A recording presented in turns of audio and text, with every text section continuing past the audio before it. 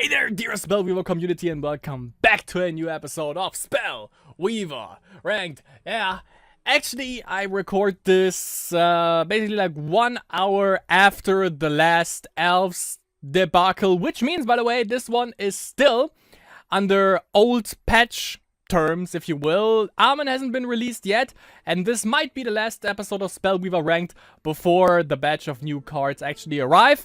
And yeah, still, Elves suck. I'm just gonna say this again. Elves are fucking garbage. The first thing that I hated when I started Spellweaver, by the way, was Angels. I didn't hate them because I always lost against them. I just hate them because Advanced Alexa.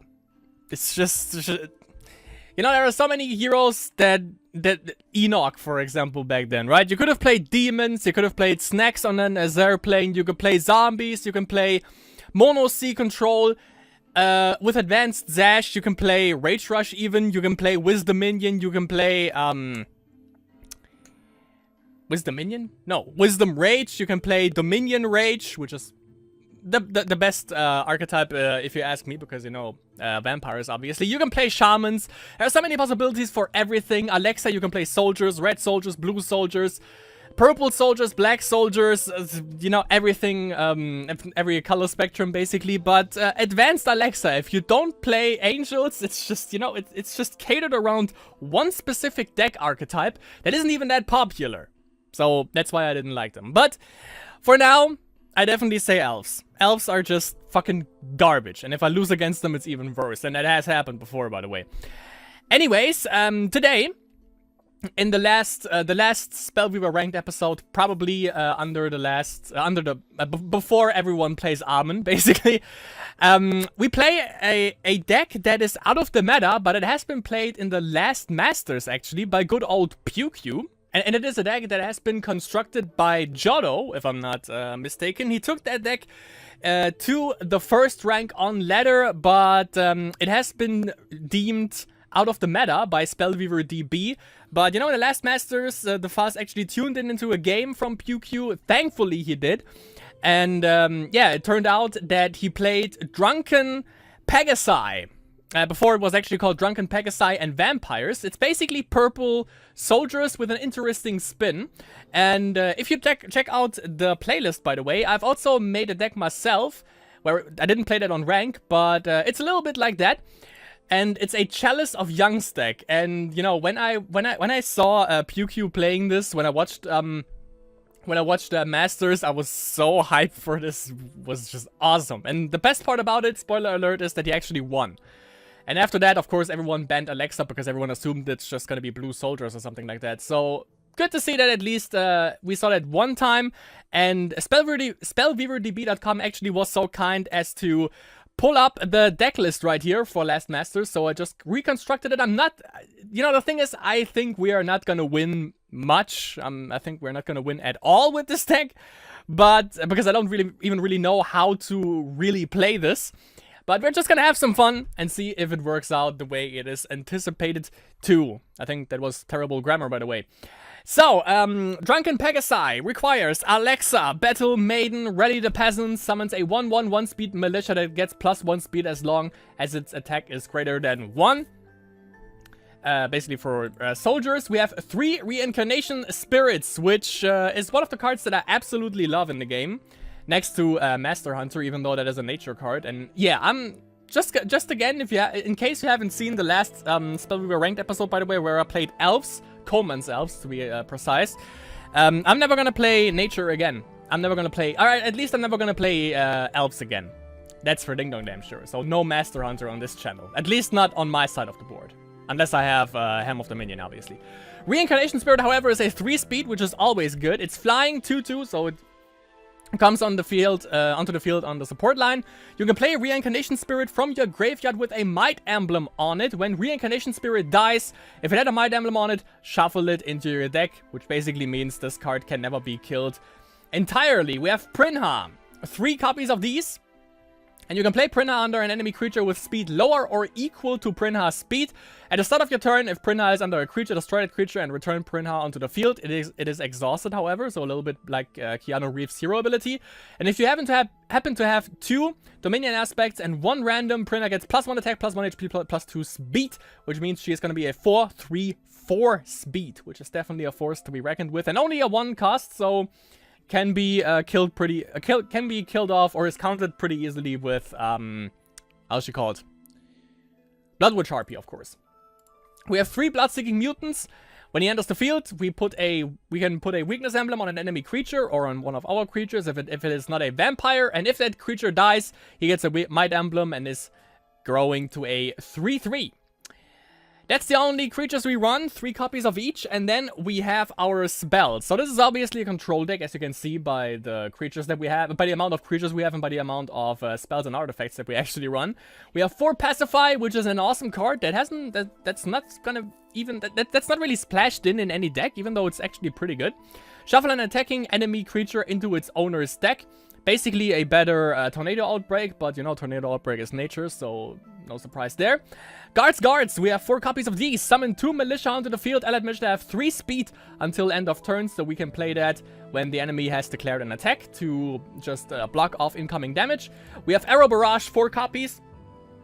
Since we want to maintain board presence, choose frontline or support line, and the enemy hero distributes 4 damage among creatures he or she controls on that line. Pretty self-explanatory. Pegasus Regiment. Now this is obviously called Drunken Pegasi, and this is where this comes into play. This is one of our cornerstones of this deck. We can pay up to 6 mana. We don't have to. We can pay 5. We can 4, 3, 2, 1. Summon a Pegasi, or a Pegasus in this case, onto the field for each 1 mana paid. So we can have up to 6 Pegasi onto the board. They are all 1/1, 2 speed, as you can see right here, flying. The cool thing about this is put Pegasus under an allied non-flying creature. That creature becomes a 2-speed flying creature. I'm not sure, by the way, if you put reincarnate. Yeah, well, it's flying already. But if you put a 3-speed like KFC, Cavalry Field Captain, under him, is he gonna be downgraded to a 2-speed? Might be, but that's not what we use it for, by the way. At least not Pegasus Regiment. We have 4 Power Surges. Gain an empty mana crystal. If you have 7 or more mana crystals, draw a card. That is our ramp spell, because we need that quite a bunch to summon, of course, a shitload of Pegasi onto the board. Cataclysm. 4 of these, which is interesting, because no one really plays that anymore, because it's 6 mana, but, of course, wipes the board and actually plays into our favor, by the way. We have 4 Cloning Vats.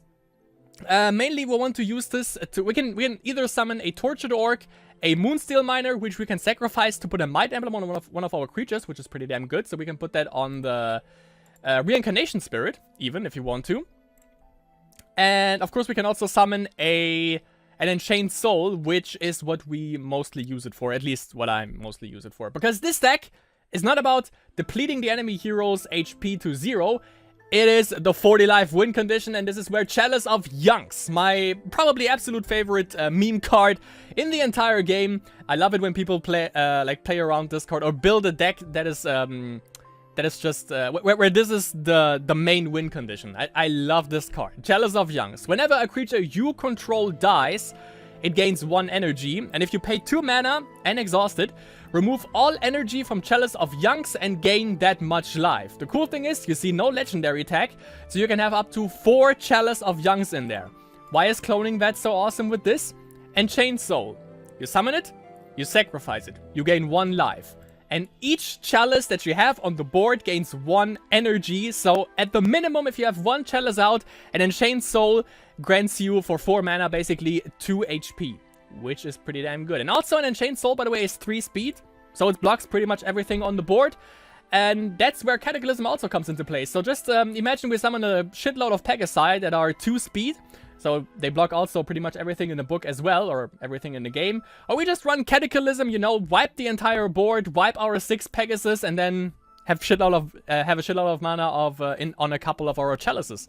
And it's only 1 Dominion, 1 random, and 1 mana, so you can play that at turn 1, which is the ideal play, obviously. It's an artifact, so there is artifact removal, but there are no real decks that really are centered, obviously, around artifact removal, so we should be kinda clear. Test of Time could be a problem. And I think Bark Convoy. Can I remove artifacts? Not too sure. And of course, like, also Ruination, even though no one runs that. But yeah, artifact removal sucks a little bit. Venerated Unicorn as well. But I don't think we have to... It's not a big problem, actually. And by the way, the thing that I ran was Purple Soldiers, where it also uses Shadows of Youngs and, you know, like killing off your entire board and stuff like that, and maintaining board presence. I only ran 2 cloning vets because you can't really get out 4, because with Alexa you just don't have that much mana. So usually 3 copies or even 2 of cloning vet is enough.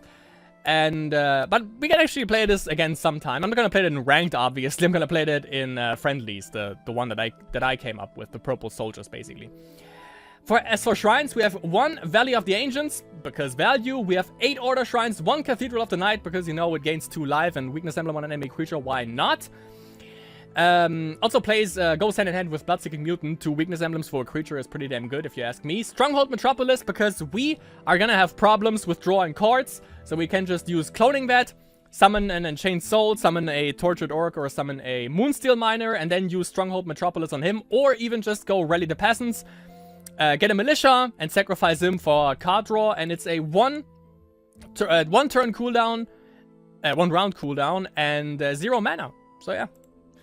And of course 7 Dominion Shrines. So, this deck, I don't think we're gonna see... it is deemed out of the meta by Spellweaver DB, and I think it has quite a problem with Rage Rush, specifically Rage Rush. Maybe even with Soldiers, but we're gonna see what we get ourselves into. Thanks to Elves, we are now not in the top 200 anymore. All the Yidix is right here, by the way. As you can see, by the way, a monthly rating rate September, so yeah, that was before new cards, because this one is gonna be filled to the brim with almonds. And we have Dani with Enoch right here, by the way, which is interesting. Okay. We are ranked 234 with a rating of 1028. Let's hope we don't go below the 1k mark in terms of rating. Let's see, however, how it goes in game. Number 1. Oh, by the way, and I haven't forgotten, the dummy list is right here, and I'm gonna update it, I think, in the next part. Because there's one dummy, yeah, in the Elves episode that I totally forgot to add. But yeah, that's gonna happen. So yeah, gonna see you in game number 1.